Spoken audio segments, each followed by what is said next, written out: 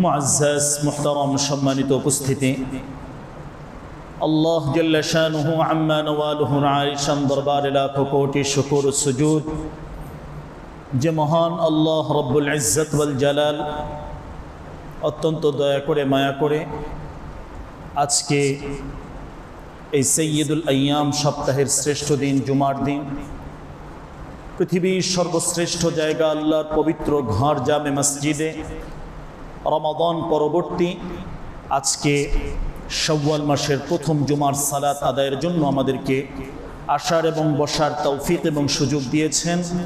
সর্বপ্রথম মহান মালিকের দরবারে শুকরিয়া আদায় করি, অন্তরের অন্তঃস্থল থেকে কালিমাতুশ শুকর আদায় করি আলহামদুলিল্লাহ। সম্মানিত উপস্থিতি, আজকে এই জুমা পূর্ব সংক্ষিপ্ত আলোচনায় রমাদান পরবর্তী মুমিনের জীবনটা কেমন হওয়া উচিত এবং বিশেষ করে এই শাওয়াল মাসে আমাদের জন্য কি কি বিশেষ করণীয় আমল আছে এ সম্পর্কে সংক্ষিপ্ত কিছু আলোচনা আমরা শুনব ইনশাআল্লাহ। সম্মানিত উপস্থিতি, আল্লাহ সুবহানাহু ওয়া তাআলার কাছে বড় কৃতজ্ঞতা এবং শুকরিয়া আমরা আদায় করছি যে আল্লাহ সুবহানাহু ওয়া তাআলা আমাদেরকে গুরুত্বপূর্ণ মাস রমাদানুল মুবারককে সুস্থতার সাথে সুন্দরভাবে ইবাদতের মাঝে কাটানোর তৌফিক দিয়েছেন। আরও একবার শুকরিয়া আদায় করি আলহামদুলিল্লাহ। আল্লাহ তাআলা বড় অনুগ্রহ ছিল, বিভিন্ন বিশেষ বিশেষ পুরস্কার দিয়ে মাসটিকে আল্লাহ তাআলা আমাদের জন্য সাজিয়েছিলেন। আল্লাহর মুমিন বান্দা বান্দিরা যার যতটুকু সম্ভব হয়েছে তারা ততটুকু ইবাদতের মাধ্যমে আল্লাহর সন্তুষ্ট অর্জন করেছেন। বিশেষ করে যে মাসটি আমরা বিদায় দিয়েছি, এই মাসের মূল শিক্ষা যে ছিল, আল্লাহ সুবহানাহু ওয়া তাআলা কোরআনে মাজিদে যেটা বলেছেন লাআল্লাকুম তাত্তাকুন, এর মাধ্যমে আল্লাহ ভীতি, ইবাদতের আগ্রহ, আল্লাহর মহব্বত, এগুলো বান্দার ইবাদত অনুযায়ী কিছু না কিছু অবশ্যই লাভ হয়েছে। এখন আমাদের দায়িত্ব হলো এই ইবাদত যেগুলো আমরা করেছিলাম, যে আগ্রহ নিয়ে করেছিলাম, এটাকে ধরে রাখার জন্য আমাদেরকে চেষ্টা করতে হবে। আল্লাহ সুবহানাহু ওয়া তাআলা মৌলিকভাবে আমাদেরকে সৃষ্টি করেছেন ইবাদতের জন্য, এটা আমরা সবাই জানি। এই ইবাদতটা আমরা কতক্ষণ, কতদিন, কত সময় পর্যন্ত করব? আল্লাহ সুবহানাহু ওয়া তাআলা কোরআনে মাজিদে বলেন ওয়া'বুদ রাব্বাক হাত্তা ইয়াতিয়াকাল ইয়াকিন। ইবাদত থেকে মানুষ কখনোই বিরত নিতে পারে না। এই জায়গায় রিটায়ার করার, বিরতি নেওয়ার কোনো সুযোগ নেই। মৃত্যু পর্যন্ত তার ইবাদত করতেই হবে। তো রমাদানুল মুবারকে আল্লাহ সুবহানাহু ওয়া তাআলাকে খুব কাছে, একান্ত আপন করে পাওয়ার জন্য আমরা অনেক চেষ্টা করেছি আলহামদুলিল্লাহ। কিন্তু এর অর্থ এটা নয় রমাদান বিদায় নিয়েছে আমাদের ইবাদত আমরা কমিয়ে দিব বা ইবাদতের আগ্রহ কমে যাবে, বিষয়টি এমন নয়। এক্ষেত্রে সাইয়্যিদুনা ওমর রাদিয়াল্লাহু আনহুর একটা বিশেষ উক্তি আমরা স্মরণ রাখতে পারি।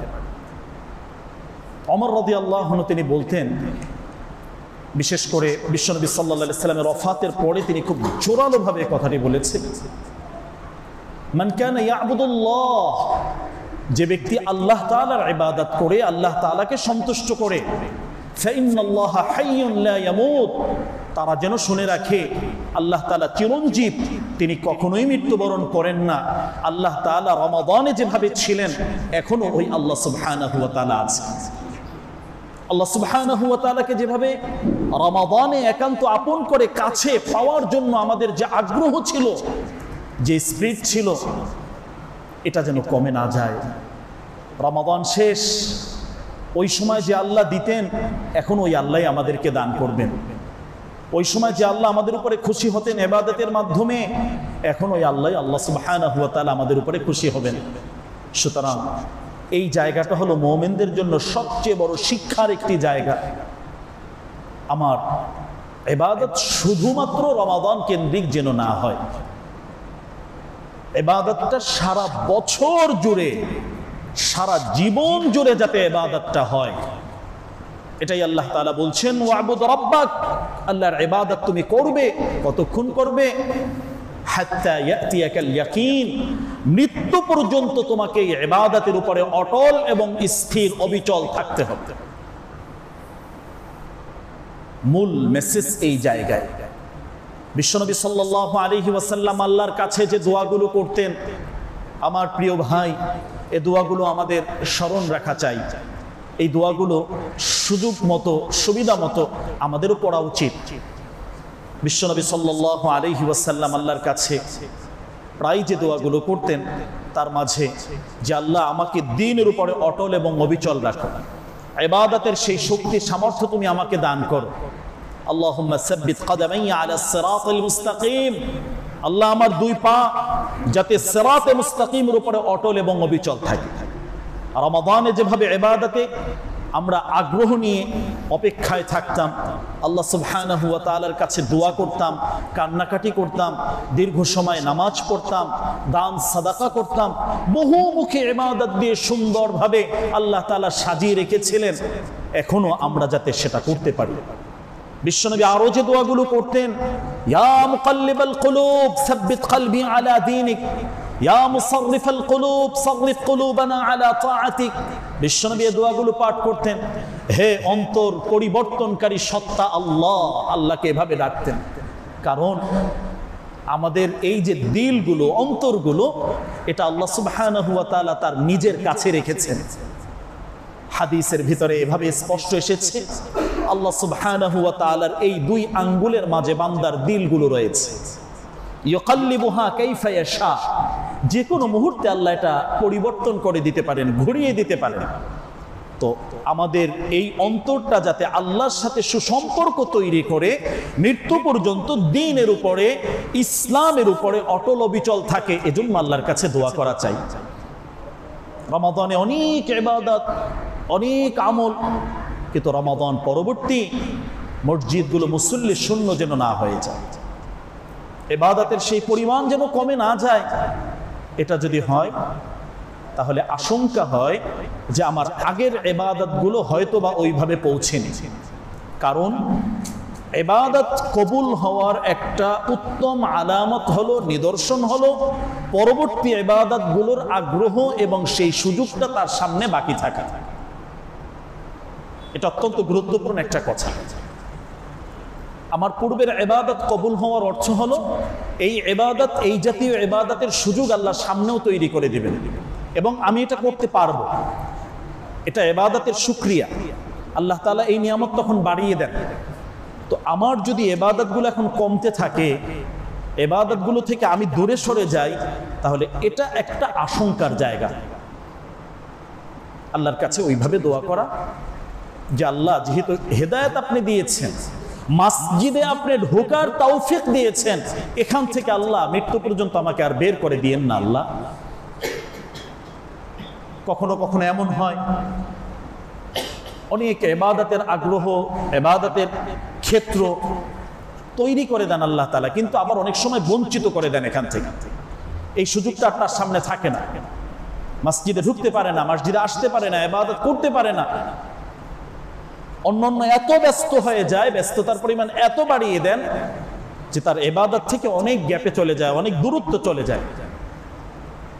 বিশ্বনবী এটাও বিশেষভাবে আমাদেরকে উল্লেখ করে সতর্ক করেছেন, নিয়ামাতান নিয়ামাতান মাগবুনুন, দুটি এমন নিয়ামত আছে যে নিয়ামতে অধিকাংশ মানুষ এর ভেতরে আছে, কিন্তু মানুষের সামনে থেকে যখন হারিয়ে যায় তখন মানুষ আফসোস করে।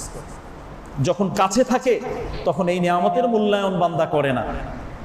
আস-সিহহাতু ওয়াল ফারাগ, একটা হলো তার সুস্থতা, সুস্থকালীন যে সময়টা, অসুস্থ হওয়ার পরে বুঝে যে কি ধরনের নিয়ামতের ভেতরে তিনি ছিলেন, তখন আল্লাহর কাছে বারবার কাঁদতে থাকে, দোয়া করতে থাকে। কিন্তু যখন সুস্থ আছে তখন মসজিদের দরজা খোলা, কিন্তু মসজিদে ঢোকার মতো সেই সুযোগটা তার থাকে না। এত মহাব্যস্ত, ইবাদতের সুযোগটা হয় না, নামাজের সুযোগটা হয় না। আল্লাহ রাসূল এই জায়গায় সতর্ক করেছেন যে মানুষ অনেক বড় বড় নিয়ামতের ভিতরে থাকে, একটা হলো সুস্থতার নিয়ামত। এই নিয়ামতটা যখন হাতছাড়া হয়ে যায় তখন মানুষ বুঝে যে কত বড় নিয়ামতের ভেতরে তিনি ছিলেন। তো আমরাও তো সুস্থতার মাঝে আছি, আল্লাহ সেই তৌফিক দিচ্ছেন, সুস্থতার মাঝে আমাদেরকে রেখেছে। আমাদের উচিত হলো আল্লাহ সুবহানাহু ওয়া তাআলাকে খুশি করার জন্য যেভাবে আগের ইবাদতগুলো ছিল ওই ইবাদত এখনো কিন্তু বিদ্যমান আছে। হয়তো ওইভাবে আমরা পড়বো না তারাবি, কিন্তু রাতের নামাজ তো এখনো আছে, কোরআন তেলাওয়াত তো এখনো আছে, অন্যান্য নফল ইবাদতগুলো তো এখনো আছে। তাহলে এই সুস্থকালীন অবস্থাটা ইবাদতের মাঝে কাটানো এটা মুমিনের দায়িত্ব এবং কর্তব্য। আরেকটি হলো আল ফারাগ, তার ফ্রি যে সময়টা আছে, অবসর সময়টা, এটা বড় দারুণ চমৎকার একটি নিয়ামত আল্লাহর পক্ষ থেকে। কখনো কখনো আল্লাহ তাআলা মানুষকে ব্যস্ত করে দেন, এত অতি ব্যস্ত আল্লাহ করে দেন যে তখন কিন্তু আর সে ইবাদত করার সুযোগটা পায় না, সেই সৌভাগ্য থেকে সে বঞ্চিত হয়ে যায়। বিশ্বনবী সাল্লাল্লাহু আলাইহি সাল্লাম এটা স্মরণ করিয়ে দিচ্ছেন, আল ফারাগ, তোমার কাছে এই যে একটা অবসর সময় আছে, এই সময়টা তুমি ভালোভাবে কাটাও, ইবাদতের মাঝে কাটাও। আল্লাহর কাছে বিশ্বনবী দোয়া করতেন, আল্লাহ তাআলাও দোয়া শিক্ষা দিয়েছেন, রব্বানা লা তুজিগ কুলুবানা বা'দা ইয হাদাইতানা ওয়া হাব লানা মিন লাদুনকা রাহমাহ ইন্নাকা আনতাল ওয়াহ্হাব। কোরআনে মাজিদে আল্লাহ তাআলা দোয়া শিক্ষা দিচ্ছেন। আল্লাহ যেহেতু আপনি হেদায়েত দিয়েছেন, ইসলামের বুঝ দিয়েছেন, কোরআনের বুঝ দিয়েছেন, আপনি মসজিদে ঢুকিয়েছেন, আল্লাহ এখান থেকে যেন আমি বঞ্চিত হয়ে না যাই। আল্লাহর কাছে এভাবে দোয়া করো। কারণ এখন কিছু ইবাদত করে মনে করো না যে বাইজিদ বুস্তামি, জুনায়েদ বাগদাদি অনেক বড় আল্লাহর ওলি হয়েছে, মৃত্যু পর্যন্ত এভাবে থাকতে পারবে কিনা এই চিন্তা করো।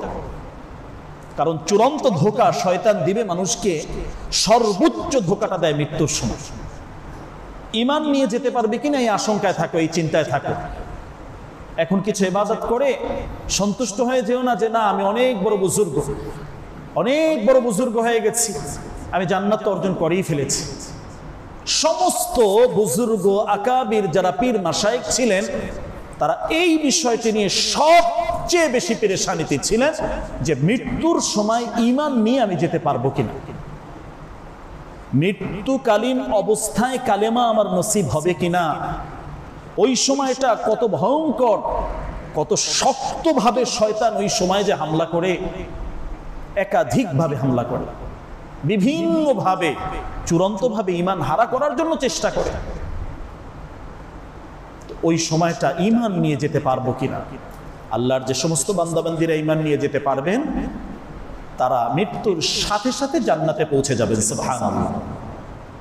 ঈমান হারা অবস্থায় যাবে, পিছনের যত আমল যত ইবাদত সব বরবাদ, তার জন্য জাহান্নামের ফয়সালা।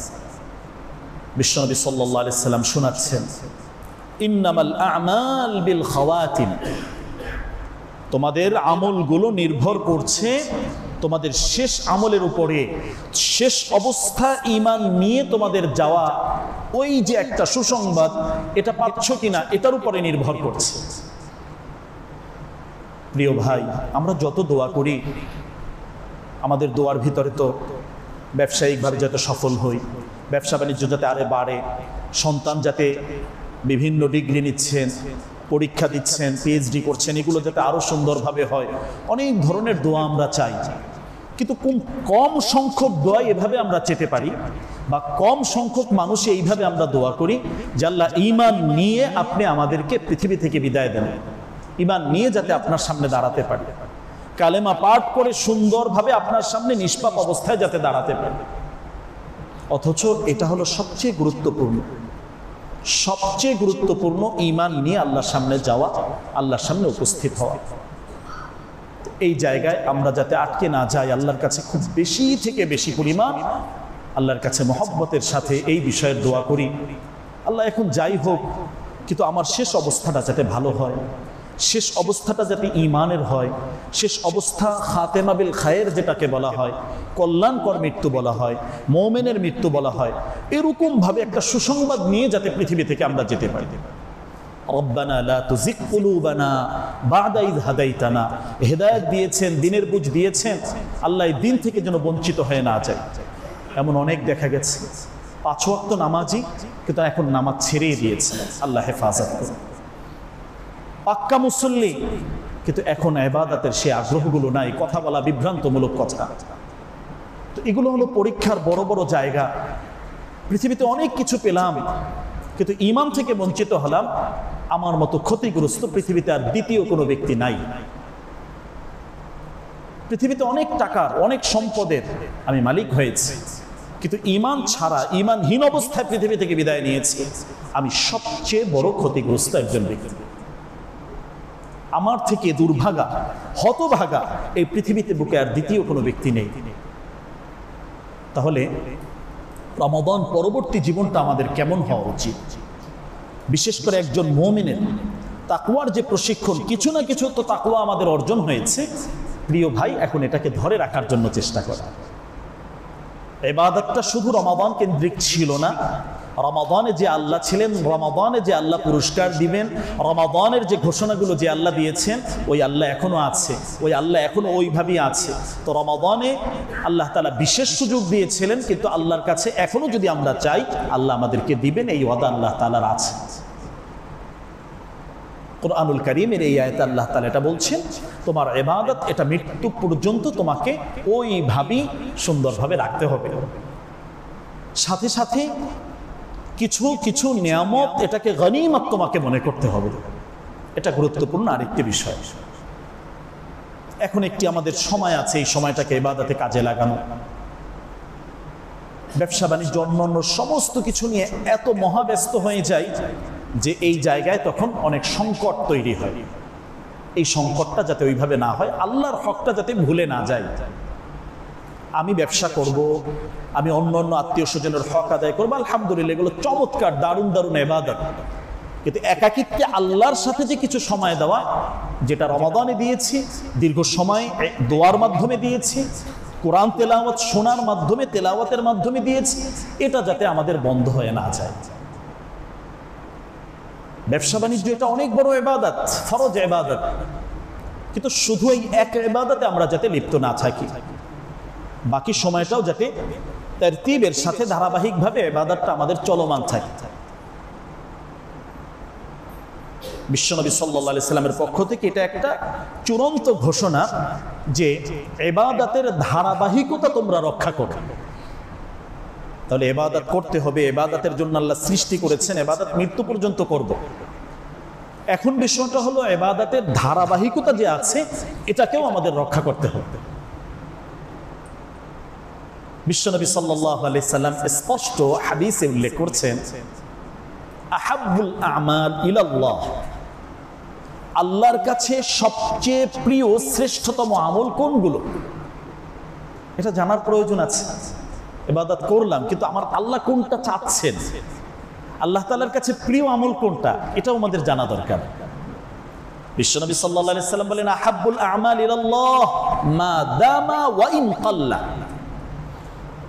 ওই আমলই আল্লাহর কাছে শ্রেষ্ঠ, প্রিয়, মর্যাদার অধিকার রাখে যে আমলটার ধারাবাহিকতা রক্ষা হয়, যে আমলগুলো চলমান থাকে, যদিও পরিমাণে কম হোক, কিন্তু ইবাদতের ধারাবাহিকতা রক্ষা হবে।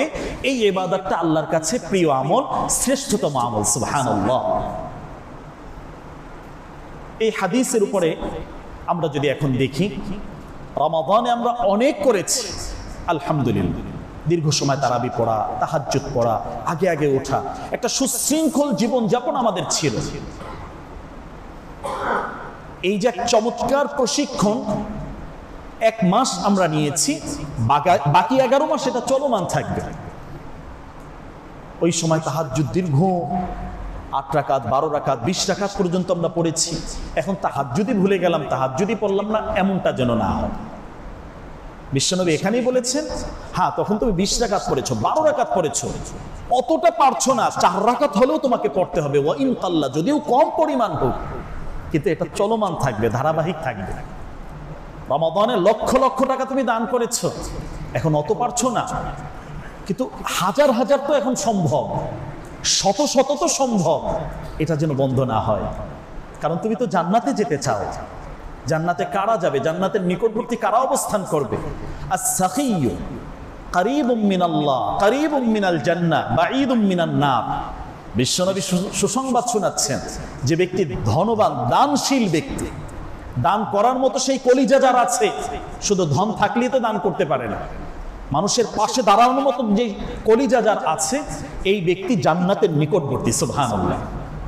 এই দানশীল ব্যক্তি কারীবুম মিনাল্লাহ, আল্লাহর একেবারে নিকটবর্তী ব্যক্তি, কারীবুম মিনাল জান্নাহ, জান্নাতের নিকটবর্তী ব্যক্তি। সুবহানাল্লাহ। বাঈদুম মিনান নার, জাহান্নাম থেকে এই ব্যক্তি অনেক দূরে অবস্থান করবেন। সুবহানাল্লাহ, সুবহানাল্লাহ। এই যে চমৎকার সুসংবাদ, রমাদানে লক্ষ লক্ষ দান করেছে, এখন তো শত শত সম্ভব, হাজার হাজার সম্ভব, এটা যেন বন্ধ হয়ে না যায়। ইবাদতের চলমান ধারাবাহিকতা, এটা অত্যন্ত গুরুত্বপূর্ণ একটি দায়িত্ব আমাদের। রমাদান পরবর্তী মুমিনের জীবনযাপনের ভিতরে এটা গুরুত্বপূর্ণ একটা শিক্ষার পয়েন্ট, এটা একটা গুরুত্বপূর্ণ মেসেজ যে আমাদের এই ইবাদতটা ধারাবাহিকভাবে রক্ষা করতে হবে। এই ধারাবাহিক চলমান যে প্রক্রিয়া আছে, এটা আমাদের যাতে বন্ধ না হয়। অনেক ধরনের ইবাদত আমরা করেছি রমাদান পরবর্তী এই সময়। আল্লাহ তাআলা অনেকগুলো ইবাদতের তৌফিক আমাদেরকে বিভিন্নভাবে দিচ্ছেন, আলহামদুলিল্লাহ। এগুলো যাতে চলমান থাকে। রমাদান পরবর্তী রমাদানের ঈদের যে শিক্ষাগুলো ছিল, নিজেরা আনন্দ করেছি, নিজেদের জন্য খরচ করেছি, আত্মীয় স্বজনের একটা হক এখানে আমরা রক্ষা করেছি। ঈদ পরবর্তীতে অনেকেই বাড়ি গিয়েছেন, অনেকে আসছেন, পথে আছেন, বাকি অল্প সময়ের ভিতর অনেকেই চলে আসবেন। এই সময়টা আত্মীয় স্বজনের যে একটা হক, ব্যাপকভাবে আমাদের আদায় করার একটা সুযোগ আল্লাহ তাআলা তৈরি করে দিয়েছে, যেটা বছরের অন্য সময় সম্ভব হয়। এটাও একটা ধারাবাহিকতা রক্ষা করা। আমরা আত্মকেন্দ্রিক, নিজেকে নিয়ে শুধু ব্যস্ত থাকি, সবাইকে নিয়ে জান্নাতে যেতে হবে। রক্ত সম্পৃক্ত যত আত্মীয় স্বজন আছেন, তাদের খোঁজ খবর নেওয়া, এটাও আমার মৌলিক একটি দায়িত্ব। আমি যদি জান্নাতে যেতে চাই, তাহলে তো আত্মীয়তার বন্ধনটা আমাকে রক্ষা করতে হবে। তাদের খোঁজ খবর রাখা, তাদের প্রয়োজন পূরণ করা, তাদের দায়িত্ব যেটা আছে, এটা আদায় করার সর্বোচ্চ চেষ্টা আমার পক্ষ থেকে থাকতে হবে। এমনটা যেন না হয় দূরত্ব তৈরি হচ্ছে, বিচ্ছিন্ন হয়ে যাচ্ছি, বছরের পর বছর একান্ত আপন রক্তের বাঁধন যাদের সাথে আছে, এই বন্ধনগুলো রক্ষা করতে পারছি না। খোঁজ খবর, ফোন দেওয়া বা বিভিন্নভাবে তাদের যতটুকু পাশে থাকার তৌফিক আল্লাহ দিয়েছেন, ততটুকু করছি না। আমি তো এক লাইনের ইবাদত করলাম, আর এক লাইনে ভয়াবহভাবে একজন আমি অপরাধগ্রস্ত একজন ব্যক্তি হিসাবে আল্লাহর সামনে উপস্থাপন হব, বড় ধরনের অপরাধী হিসাবে আল্লাহর সামনে উপস্থিত হব। ইবাদতের যে জায়গাগুলো আছে, এখন যে ইবাদতগুলো করছি, এটাও বছরের বাকি সময়গুলো আমাদের ভেতরে যাতে চলমান থাকে, বাকি সময় ইবাদতগুলো যাতে আমরা করতে পারি, এই চেষ্টা আমাদের ভেতরে রাখতে হবে।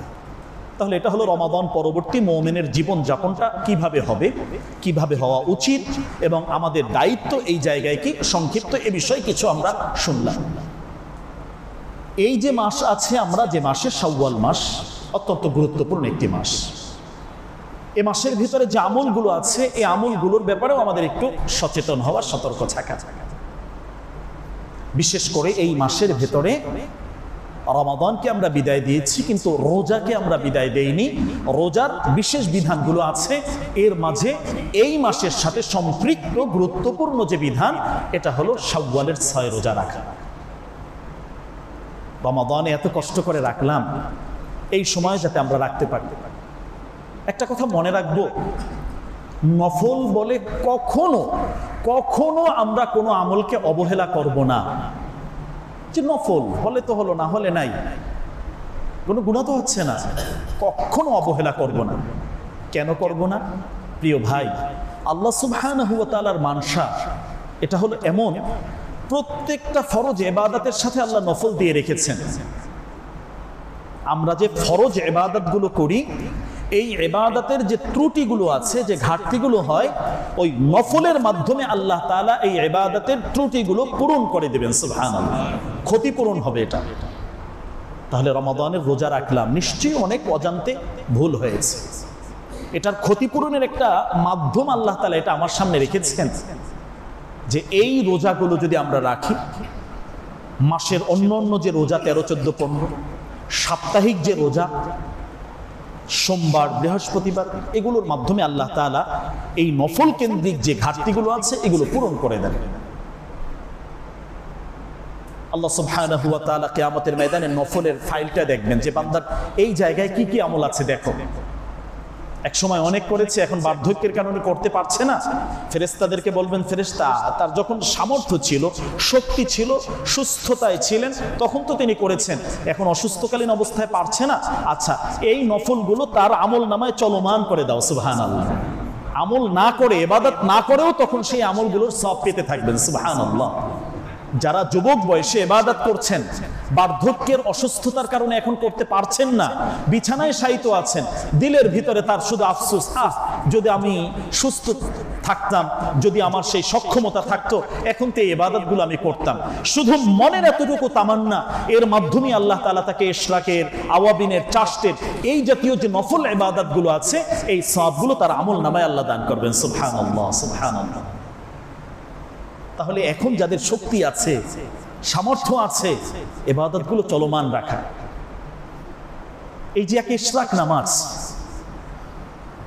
এর মাধ্যমে আল্লাহ রাসূল যে সুসংবাদ দিচ্ছেন, কাআজরি হাজ্জাতিন ওয়া উমরাতিন তাম্মাতিন তাম্মাতিন তাম্মাতিন, তুমি ইশরাকের নামাজ পড়লা, তোমার আমল নামায় পরিপূর্ণ পরিপূর্ণ পরিপূর্ণ একটা হজ এবং একটা উমরার পূর্ণ সওয়াব আল্লাহ আমল নামায় দান করলেন। সুবহানাল্লাহ, সুবহানাল্লাহ।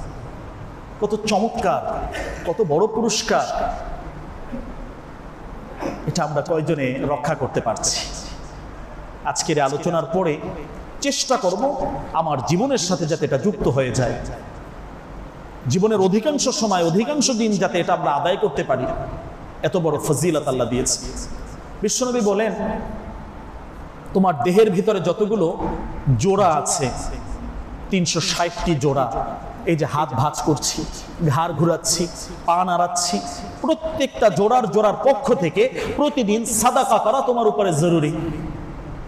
তো কয়জনে আছি আমরা 1 টাকা করে হলেও 360 টাকা আমাকে প্রতিদিন আল্লাহর রাস্তায় সাদাকা করতে হবে? কয়জন আমরা দিতে পারি ভাই? বিশ্বনবী সাল্লাল্লাহু আলাইহি সাল্লাম তখন একটা আমলের কথা বললেন, একটু ভালোভাবে দিলের কান দিয়ে শুনি, আমলের নিয়তে শুনি, যাতে আমলগুলো ভিতরে চলে আসে। এই আমলগুলোর মাধ্যমে বান্দা জান্নাত অর্জন করবে। আলোচনা শুনলাম, হ্যাঁ চমৎকার, দারুণ কথা বলেছেন, অনেক সুন্দর কথা বলেছেন। এটা সীমাবদ্ধ থাকলে হবে না, আমলের ভিতরে নিয়ে আসার জন্য চেষ্টা করা। বিশ্বনবী সাল্লাল্লাহু আলাইহি সাল্লাম বলেন, চাষ্টের নামাজ যারা আদায় করছে, এই যে 8টা থেকে এই যে 11টা, 11:30 এই সময়ের ভেতরে 2 রাকাত 2 রাকাত করে 12 রাকাত পর্যন্ত, 20 রাকাত পর্যন্ত, এভাবে যদি চাষ্টের নামাজ কেউ পড়ে, পুরা দেহের পক্ষ থেকে যতগুলো সাদাকা এই নামাজের মাধ্যমে আল্লাহ তাআলা এই সাদাকা হিসাবে এই নামাজটাকে যথেষ্ট করে নেবেন। সুবহানাল্লাহ। কত বড় চমৎকার এক সুসংবাদ আল্লাহ দিয়েছে। এই সাদাকার বিশাল এক মর্যাদা আল্লাহ তাআলা এই ইবাদতের মাধ্যমে দিচ্ছে। তাহলে আসুন নফলকে সবসময় আমরা গুরুত্ব দেই, সুযোগ থাকলে নফলের যে ইবাদতগুলো আছে সেগুলো আমরা করি। এটা আমার জীবনের জন্য অত্যন্ত অতীব জরুরি, গুরুত্বপূর্ণ, প্রয়োজনীয়। নফলটাকে কখনো অবহেলায়, অলসতার মাঝে নিয়ে না যাই, এটাকে আমি গুরুত্ব দিই। তো নফলকে যখন গুরুত্ব দেয়, এই ব্যক্তি সুন্নাহকেও গুরুত্ব দিবে, এই ব্যক্তি ওয়াজিবকেও গুরুত্ব দিবে, এই ব্যক্তি ফরজকে সর্বোচ্চ গুরুত্ব দিবে। নফল যখন ছেড়ে দেয়, তার সুন্নতের ভিতরে দুর্বলতা চলে আসে, সুন্নতে দুর্বলতা, তার ওয়াজিবে দুর্বলতা চলে আসে, ওয়াজিবে দুর্বলতা শয়তান সৃষ্টি করতে পারলে তার ফরজ ইবাদতের ক্ষেত্রেও দুর্বলতা সৃষ্টি করে দিবে।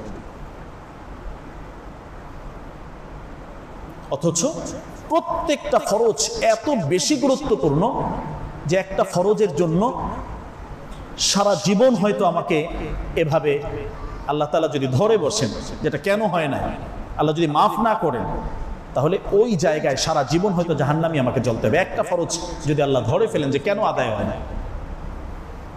প্রিয় ভাই, তাহলে রমাদান পরবর্তী মুমিনের জীবনের এই জায়গায় গুরুত্বপূর্ণ যে প্রত্যেকটা নফল, রমাদানে নফলটা ফরজের সমতুল্য হয়ে যায়, নফলগুলো খুব গুরুত্ব সহকারে আদায় করেছি, এখনো যাতে সেই গুরুত্বটা আমাদের থাকে। এটা আমার ফরজটাকে সুন্দর করার জন্য, ইবাদতগুলোর ধারাবাহিকতা রক্ষা করার জন্য অত্যন্ত গুরুত্বপূর্ণ। এরপরে আসুন এ মাসে আমরা যে রোজাগুলো রাখবো, এই রোজা রাখার পদ্ধতিগুলো কি? অনেকেই হয়তো ঈদের পরের দিন থেকে শুরু করেছেন, রেখে ফেলছেন, আলহামদুলিল্লাহ। পুরা মাস জুড়েই এই ইবাদতটা আমরা করতে পারি, একত্রেও করতে পারি, ভেঙে ভেঙেও আমরা করতে পারি। কেউ যদি মনে করেন যে আমি সোমবার বৃহস্পতিবার মিলিয়ে রাখবো, তার জন্য সে সুযোগ আছে। অনেকের ভাঙতি রোজা আছে, বিশেষ করে মা বোনরা যারা আছে, তাদের ভাঙতি রোজা, ফরজ যে রোজাগুলো আছে এগুলো তারা আগে রেখে নেবেন। এগুলো রেখে বাকি সুন্নাহ এই যে আমলটা আছে, এই আমলটা আমরা সর্বোচ্চ গুরুত্ব দিয়ে করার চেষ্টা করব। সারা বছরের ইবাদতের সব আল্লাহ তাআলা আমল নামায় দান করবেন। সুবহানাল্লাহ। এত মর্যাদা, এত বড় ফজিলতের অল্প আমলই এত বেশি আল্লাহ দিবেন, আমাদের জন্য হাতছাড়া না হয়। তাহলে বছরের মানে এই যে সময়টা এখন আছে, এই মাসের ভেতরে যে পুরা সময় জুড়ে আমরা এই ইবাদতগুলো এভাবে করতে পারি। অন্য অন্য যত নফলগুলো আছে, প্রত্যেকটা নফল যার যার জায়গায় ওইভাবে আমরা ধরে রাখার জন্য চেষ্টা করি। বিশেষ করে সালাতের যে নফলগুলো আছে, চাশতের নামাজ, আওয়াবিনের নামাজ, বড় মর্যাদা। 6 রাকাত আওয়াবিনের নামাজ আল্লাহর কোনো বান্দা মাগরিবের পরে 2 রাকাত করে এভাবে পড়বে, 12 বছরের গুনাহ খাতা আল্লাহ মাফ করে দিচ্ছেন। সুবহানাল্লাহ, সুবহানাল্লাহ। যতগুলো নফল নামাজ আছে এর মাঝে শ্রেষ্ঠতম নামাজ কোনটি? আফদালুস সালাহ বা'দাল ফারিয়্যা সালাতুল লাইল, বিশ্বনবী সাল্লাল্লাহু আলাইহি ওয়াসাল্লামের হাদিস। যত নামাজ আছে ফরজ নামাজের পরে সবচেয়ে গুরুত্বপূর্ণ, নফলের মাঝে সুন্নার মাঝে গুরুত্বপূর্ণ শ্রেষ্ঠতম মর্যাদার আসনে যে আছে, এটা হলো রাত্রিকালীন নামাজ, যেটাকে আমরা কিয়ামুল লাইল বা তাহাজ্জুদের নামাজ বলি। এই আমলটা আমরা ধরে রাখার জন্য চেষ্টা করব ইনশাআল্লাহ। রমাদানের সেই অ্যালার্ম যেটা ছিল সাহারির জন্য, সেটা আমরা তাহাজ্জুদের জন্য বাকি রাখার চেষ্টা করি। বেশি পারছি না, অল্প হলেও আমাকে চেষ্টা করা উচিত, একেবারে যাতে বঞ্চিত না হই। শেষ রাতে পারবো না, আমার শারীরিক সেই অবস্থা নেই, রাতে যখন ঘুমাতে যাচ্ছি 10টা 11টা 12টা যখন যাচ্ছি, ঘুমাতে যাওয়ার আগে হলেও 2 রাকাত করে তাহাজ্জুদের নিয়তে আমরা কিছু পড়ে শুই। আবু হুরায়রা রাদিয়াল্লাহু আনহুকে আল্লাহ রাসূল এভাবে পরামর্শ দিয়েছে যে একেবারে সওয়াব থেকে বঞ্চিত না হও। এত বড় মর্যাদা, সর্বশ্রেষ্ঠ, যার মাধ্যমে আল্লাহর মহব্বত, আল্লাহর ওলি হয়ে যাবে তুমি, এটা যাতে তোমার আমল থেকে শূন্য না থাকে, সামান্য হলেও তোমার আমলের ভিতরে যাতে থাকে। মা দামা ওয়া ইন কাল্লা, পরিমাণে কম হোক কিন্তু এটা চলমান যাতে থাকে, বিশ্বনবী এই পরামর্শ আমাদেরকে দিচ্ছে। তাহলে কত চমৎকার একটি কথা বিশ্বনবী সাল্লাল্লাহু আলাইহি ওয়াসাল্লাম বলছে। তাহলে নামাজের ভিতরে যে আমলগুলো আছে, ইবাদতগুলো আছে, এভাবে আমরা করার চেষ্টা করব। তিলাওয়াতের ক্ষেত্রে যে আমলগুলো আছে, কিছু না কিছু আমাদের ধারাবাহিকতা রক্ষা করার চেষ্টা করব। দানের ব্যাপারে যে আমলগুলো ছিল, এটারও কিছু আমাদের অল্প হোক, কিছু না কিছু প্রতিদিন যাতে আমাদের এটা বাকি থাকে, এই চেষ্টা করব। বালা মুসিবত থেকে বাঁচতে চাই, এই দানের হাতকে প্রসারিত রাখতে হবে। কিছু সাদাকা প্রতিদিন পরিবারের প্রতিটা সদস্যের পক্ষ থেকে আদায় করতেই হবে। একটা সাদাকা বক্স থাকবে, প্রতিদিন 10 টাকা হলেও সেখানে রাখা। অনেক বড় বড় বিপদ থেকে আল্লাহ তাআলা বাঁচিয়ে দেবেন। খুবই পরীক্ষিত আমল। পরিবারের 5 জন সদস্য, 5 জনের পক্ষ থেকে, কারণ কোনো একজনের উপরে বিপদ আসলে পুরো পরিবারটা অশান্তির মাঝে পড়ে যায়। কোন এক সন্তানের সমস্যা হলো, পুরো পরিবারটা একটা বিশাল পেরেশানির মাঝে পড়ে যায়। পরিবারের প্রতিটা সদস্যের পক্ষ থেকে প্রতিদিন কিছু সাদাকা, কিছু দান, এটা বাধ্যতামূলক করে নিন। অনেক বড় বড় পেরেশানি মুসিবত থেকে আল্লাহ তাআলা এর মাধ্যমে বাঁচিয়ে দেবেন, এটা আল্লাহ তাআলার ওয়াদা। মাস শেষে একত্রে দান করে দিন। প্রতিদিন দিতে পারছি না, মানুষ খুঁজে কোথায় পাবো, এক জায়গায় রাখি, মাস শেষে পুরোটা এভাবে দিয়ে দিন। এই পরামর্শটা একটু শুনেন, এই আমলটা শুরু করে দেন ভাই। তো এইভাবে দানের ধারাবাহিকতা, এটাও আমাদেরকে রক্ষা করতে হবে। তো রমাদান পরবর্তী মুমিনের জীবনটা কিভাবে হবে, এর মাঝে এই গুরুত্বপূর্ণ আলোচনাগুলো আমাদের কানে বাজানো, দিলের ভিতরে রাখা। সাথে সাথে এই মাসের আরো যে আমলগুলো আমরা গুরুত্বপূর্ণভাবে হাদিস থেকে পাই, এর মাঝে একটা আমল আছে, অত্যন্ত চমৎকার আমল। বিশ্বনবী সাল্লাল্লাহু আলাইহি ওয়াসাল্লাম থেকে বেশ কয়েকটি হাদিস আসছে এবং সাহাবায়ে কেরাম এই বিষয়টিকে গুরুত্ব দিতেন। বিবাহ সংক্রান্ত আমল। উপযুক্ত পাত্র পেয়েছো, পাত্রী পেয়েছো, মান তারদাউনা খুলুকাহু ওয়া দীনাহু ফাযাওবিজু, দিনদারিটাকে আগে রাখো। যদি দেখো উপযুক্ত দিনদারি আছে আর বিলম্ব করবে না, দ্রুত তাকে বিবাহ দিয়ে দাও, এটা বিশ্বনবীর নির্দেশ।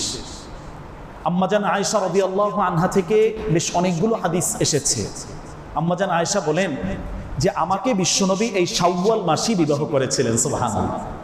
বিবাহের যে সুন্নাহ বিষয়গুলো আছে, মুরব্বীরা যারা আছে বা সন্তান যাদের আছে, নাতি আছে, চেষ্টা করবেন এই বিষয়গুলোকে খেয়াল রাখার জন্য যদ্দূর সম্ভব। তো এই মাসটা বিবাহের জন্য উপযুক্ত একটি মাস কোরআন সুন্নাহর আলোকে। আম্মাজান আয়েশা তিনি নিজে বলছেন যে আমাকে আল্লাহর রাসূল বিবাহ করেছেন এই শাওয়াল মাসে, এবং আমার সাথে একত্রিত হয়েছেন সেটাও শাওয়াল মাসে। দীর্ঘ হাদিসের বর্ণনা এখানে আছে।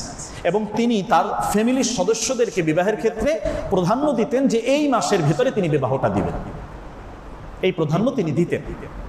তো এই জায়গাটা ইসলামী শরিয়ার ভিতর অত্যন্ত গুরুত্বপূর্ণ একটা জায়গা। আমাদের সামাজিক যে সমস্ত বড় বড় অপরাধগুলো হচ্ছে, এই জায়গায় আমরা একটু অভিভাবক যারা আছি যদি একটু সতর্ক হই, সচেতন হই, উপযুক্ত সন্তান আছে আর বিলম্ব না করি, প্রতিষ্ঠা হবে, অনেক কিছু হবে। আল্লাহ তাআলার এই ওয়াদাটাকে একটু মাথায় রাখি যে আল্লাহ তাআলা স্বয়ং নিজে বলছেন, ওয়ানকিহুল আয়ামা মিনকুমাস সালিহিনা মিন ইবাদিকুম ওয়া ইমাইকুম ইন ইয়াকুনু ফুকারা ইউগনিহিমুল্লাহু মিন ফাদলি। দারিদ্রতার একটা ভয় তোমার ভিতরে কাজ করে, কি খাওয়াবে, কি পড়াবে, এই যে জায়গাটা আল্লাহ তাআলা অভয় দান করছেন। তুমি যদি বিবাহ দিয়ে দাও তোমার সন্তানকে, তার রিজিকের জিম্মাদারি আমি আল্লাহ নিচ্ছি। সে যদি গরিব হয়, এই বিবাহের মাধ্যমে আমি তাকে সচ্ছলতা দান করবো। সুবহানাল্লাহ। আল্লাহ নিজে এই দায়িত্ব নিচ্ছেন। তাহলে অভিভাবকরা যারা আমরা আছি, আমাদেরকে এই জায়গায় সতর্ক হওয়া। সমাজে অনেক ধরনের জেনা, বেবিচার এগুলো বেড়ে যাচ্ছে। সন্তানের উপযুক্ততার সাথে সাথে অভিভাবকদের দায়িত্ব তাদেরকে দ্রুত এই লাইনে অগ্রসর করে দেওয়া। এবং যদি কেউ না দেয় কোনো অভিভাবক, এটাও শুনে রাখেন, ফাইন্নামা ইসমুহু আলা আবি, এরপর সে যদি আল্লাহ না করে কোনো জেনার সাথে জড়িয়ে যায়, কোনো খারাপ কাজের সাথে কোনো যুবক জড়িয়ে যায়, উপযুক্ত হয়েছে, তার সেই স্বাবলম্বিতা আছে, কিন্তু মা বাবা দিচ্ছেন না, যদি কোনো ধরনের অন্যায়ের সাথে জড়িয়ে যায়, যেটা বর্তমান সমাজে অহরহ হচ্ছে, এর দায়ভার গুনার অনেকাংশই তার মা বাবার উপরে আসবে। মা বাবার উপরে আসবে এর দায়ভারটা। ফাইন্নামা ইসমুহু আলা আবি, তার সেই সচ্ছলতা, সেই সুযোগ সুবিধা থাকার পরেও মা বাবা আটকে কেন রাখছে? তো আজকে পরকীয়া হচ্ছে, আমাদের সমাজে অনেক ধরনের এই জাতীয় দুর্ঘটনা হচ্ছে, প্রতিদিন এভাবে খোঁজ খবর পাওয়া যাচ্ছে। তো এক্ষেত্রে সচেতন সতর্ক অভিভাবক যারা আছেন, কোরআন সুন্নাহ যারা ফলো করতে চান, তাদের জন্য এই পরামর্শ যে এই মাসের ভেতরে বিশ্বনবীর সুন্নাহ নিজেও দেখলাম এবং আল্লাহ রসুলের পরবর্তী সাহাবায়ে কেরাম তারা মুস্তাহাব মনে করতেন এই সময় এই গুরুত্বপূর্ণ আমলটাকে তারা সম্পূর্ণ করার জন্য। তো আমাদের অভিভাবকরা যারা আছেন অনেকে পেরেশানিতে আছেন, কিন্তু এমন যাচাই বাছাই শুরু করি, সম্পদ লাগবে, বাড়ি লাগবে, গাড়ি লাগবে, অনেক কিছু, কিন্তু বিশ্বনবীর সে পরামর্শটা যদি আমরা দেখি, তার যে যার দুনিয়াটা এটা নয়, বরং দিনটাকে প্রাধান্য দিয়ে যে এই লাইনে অগ্রসর হয়, আল্লাহ তাআলা তাকে সচ্ছলতা দান করেন, আল্লাহ তাআলা এর মাধ্যমে তাদেরকে সুখী করেন। তো সেই সুখী একটি জীবন আমরা যদি চাই, এই মাসের আমলের ভিতরে এটা একটা আমল হিসাবে আমরা ধরে নিতে পারি। সর্বশেষ আরেকটি আমল এখানে আমরা দেখছি, এই মাস থেকে ইসলামের গুরুত্বপূর্ণ বিধান, হজের আমলটার যে মাস, হজের যে মাস আল্লাহ তাআলা ঘোষণা করেছেন এ মাস থেকে শুরু হয়েছে। তো সুতরাং হাজী সাহেব যারা হজে যাবেন, হজের জন্য ইচ্ছা করছেন, এখন থেকেই তাদের সেই প্রস্তুতি গ্রহণ করা, তাদের যে মাসলা মাসাইলগুলো আছে, যে পদ্ধতিগুলো জানার প্রয়োজন আছে, কিভাবে কি করবেন, এখন থেকে গুরুত্ব সহকারে হজ সংশ্লিষ্ট, হজ কেন্দ্রিক যে আমলগুলো আছে, এখন থেকে গুরুত্ব সহকারে এগুলো আমরা আমল করার জন্য, আমল শুরু করে দেওয়ার জন্য চেষ্টা করব। আল্লাহ তাআলা তৌফিক দান করুন। তাহলে আজকে এই শাওয়ালের প্রথম জুমায় রমাদান পরবর্তী একজন মুমিনের জীবনযাপনটা কিভাবে হবে এ সম্পর্কে মৌলিক কিছু কথা আমরা শুনলাম। আমাদের জীবনযাপনের সেই উল্লেখযোগ্য অবস্থাগুলো যে আমরা কিভাবে সফল হতে পারি, এই মাসের বিশেষ যে আমলগুলো আছে, এক হলো 6 রোজার আমল, দ্বিতীয় হলো বিবাহ সংশ্লিষ্ট কিছু আলোচনা, তৃতীয় হলো হজ কেন্দ্রিক, যেহেতু হজ মাস শুরু হয়েছে, তো হজ কেন্দ্রিক হাজী সাহেব আল্লাহ তাআলা যাদেরকে আল্লাহর ঘরে দাওয়াত দিবেন, এবার দিচ্ছেন, প্রস্তুতি নিচ্ছেন, তাদের প্রস্তুতিগুলো এখন থেকে আনুষ্ঠানিকভাবে সুন্দরভাবে শুরু করা। আল্লাহ তাআলা আমাদেরকে আমলগুলো করার তৌফিক দান করুন। এই আমলগুলো আমাদের নাজাতের ওসিলা হিসাবে আল্লাহ তাআলা কবুল করে নিন।